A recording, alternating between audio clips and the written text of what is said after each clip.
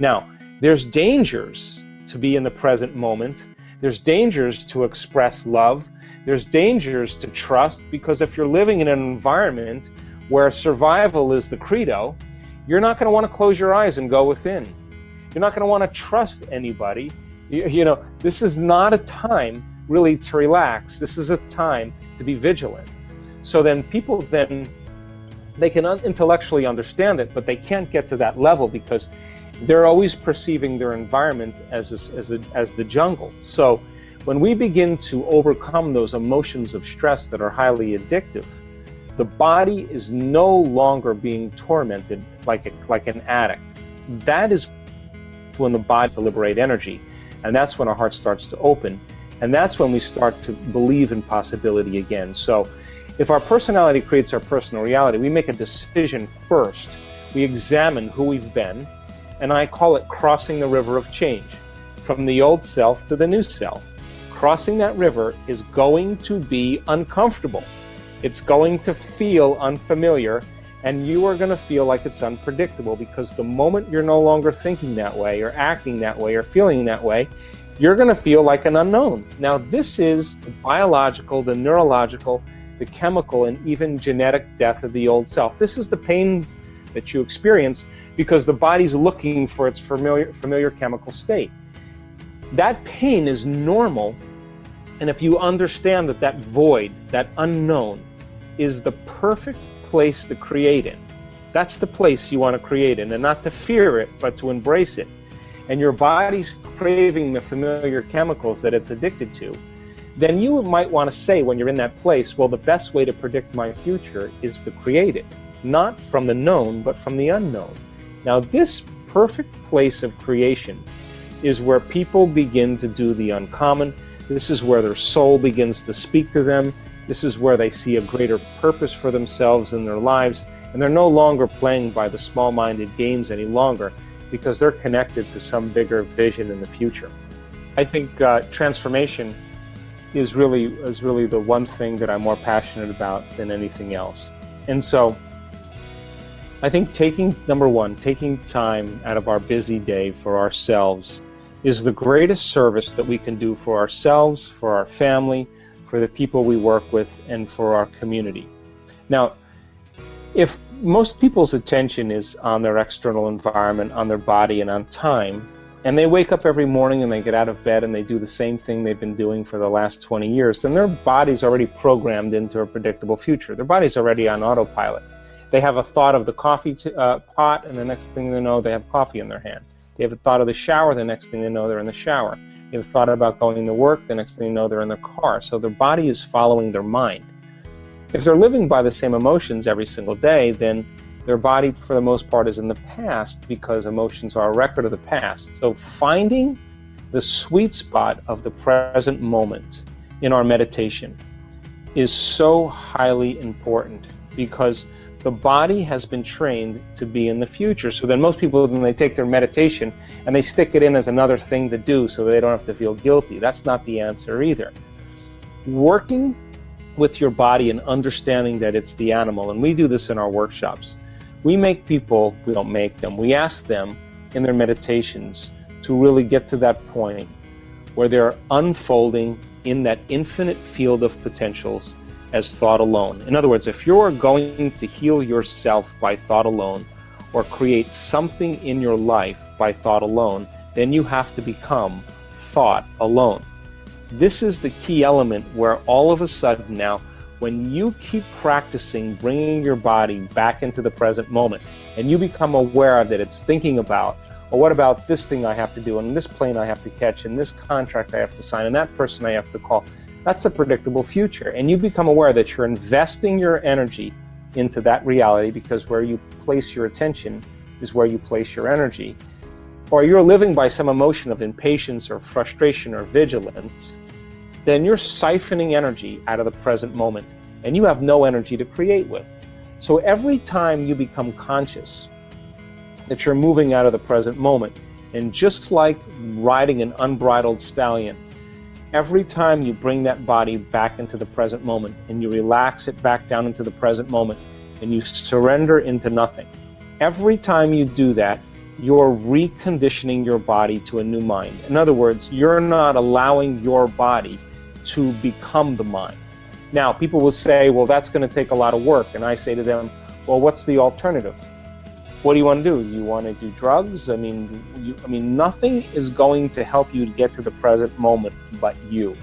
And if you practice being present every single day in your meditations, you will be more present in your life and less preoccupied with that worst case scenario, or that moment where something could go wrong, and living by those hormones of stress. And your body then finally starts to trust you. And when your body finally starts to trust you is the moment it's not worried about the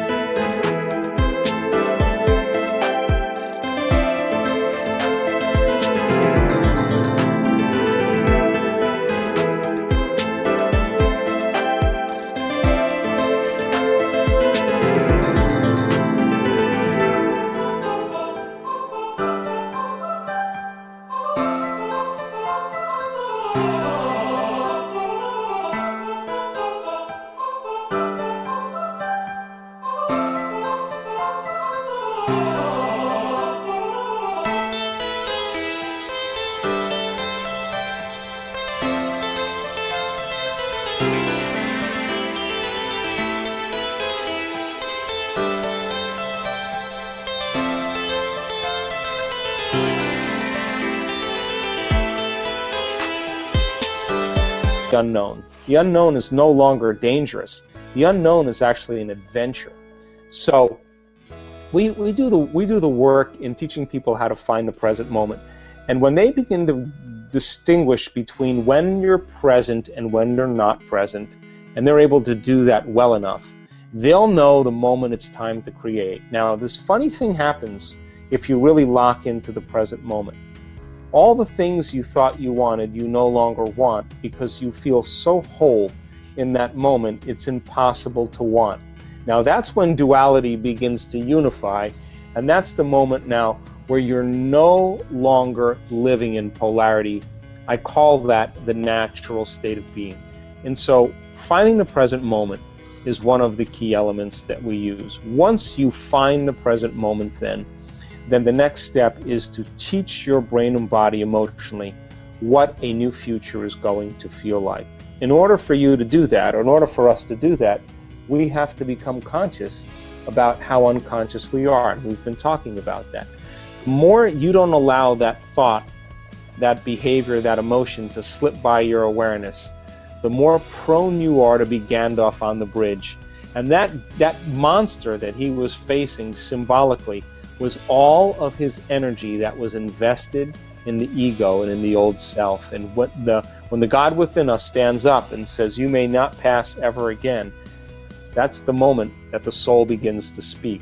And so we do the work every day to present ourselves as a greater expression of ourselves every day. And in the beginning, it will feel unnatural, it will feel uncomfortable, but I swear there's been hundreds of people, once they start seeing the effects and they find true joy within them because they're pleased with themselves and they got beyond themselves. I mean, in the brain scans that we studied with people, I can tell you that when people get beyond themselves, they are so incredibly powerful. The self that's attached to the emotional body, that's attached to the pain, that's attached to the past. And then, by the way, they tell the story.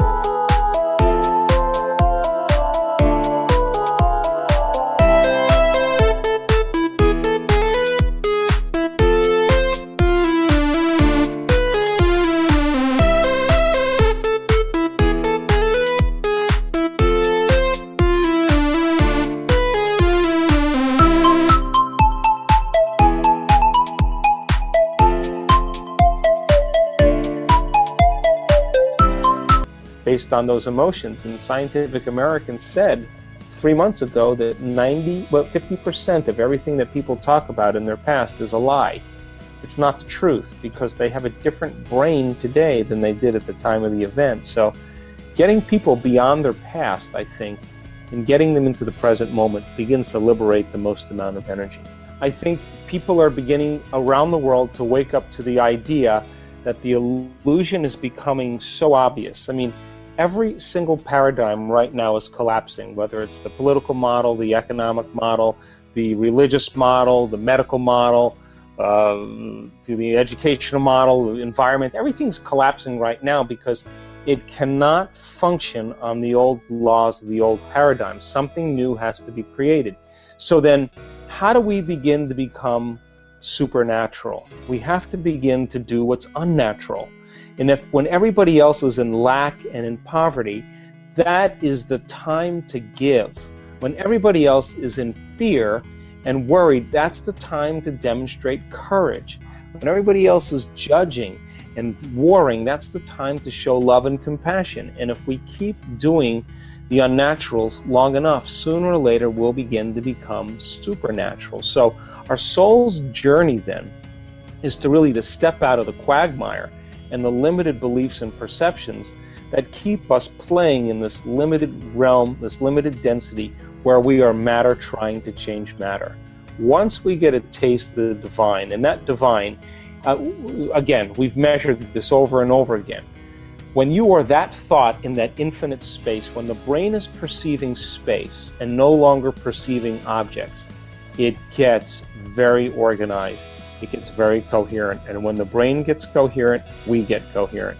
When the heart gets coherent, we love way more. And that's when we begin to emulate the divine. So over and over again, as we begin to climb out of these limited states, and we break free from those survival emotions that keep us feeling more like matter and less like energy, the side effect of all of that is becoming more energy and less matter. And that's when we start to demonstrate being a vibrational being. The field around our bodies when we're living in stress is about 3-4 inches in size. Open your heart, it can be up to 9 meters wide. We measured it. And so then when you begin to open your heart, you feel connected to something greater. That's the beginning. That's when the soul says, now I have infinite possibilities to experience, and I get to select as a free-willed individual where I want to place my attention. That's when we're liberated. So I think it's a great time for us to begin to really embody this information. I think it's a great time for us to hit the low points, to see those illusions. I mean, I had my own awakening, and you reach a point where you realize that the only time that you feel like yourself is you need the external world to remind you of it. That's a sign. When you can find an identity of yourself in the quietness and solitude of your own presence, that's when you're no longer seduced by the external world, and that's when you begin to experience true freedom.